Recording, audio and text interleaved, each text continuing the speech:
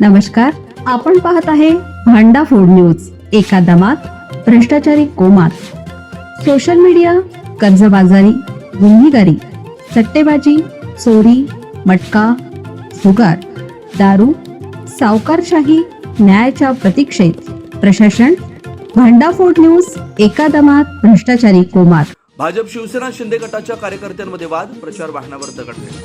जिल्हा परिषद निवडणुकीच्या प्रचारादरम्यान विभूतवाडी तालुका आटपाडी इथं भाजप व शिवसेना शिंदे गटात जोरदार वादावाद, दगडफेक करण्याचा प्रकार घडलाय. या दगडफेकीत शिवसेना शिंदे गटाच्या प्रचार वाहनाचं नुकसान झालंय. या प्रकरणी आटपाडी पोलीस ठाण्यात तक्रार दाखल करण्यात आली.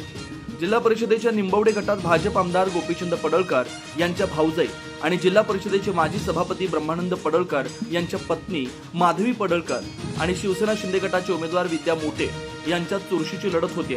निवडणूक प्रचाराला वेग आला असताना विभूतवाडी इथं प्रचारादरम्यान भाजप व शिवसेना शिंदे गट कार्यकर्त्यांमध्ये वाद होऊन त्याचं रूपांतर राड्यात झालं.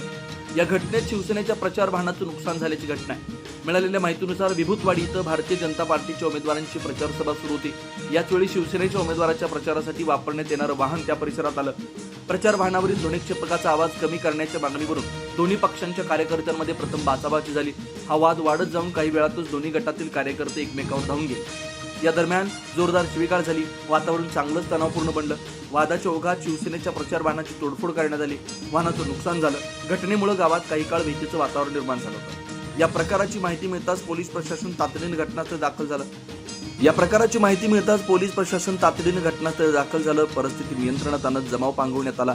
निवडणूक काळात कायदा व सुव्यवस्था अबाधित राहावी तसेच प्रचारादरम्यान कोणताही अनुचित प्रकार घडू नये यासाठी पोलीस प्रशासनाकडून विशेष दक्षता घेण्यात आली असल्याचं सांगण्यात आलं.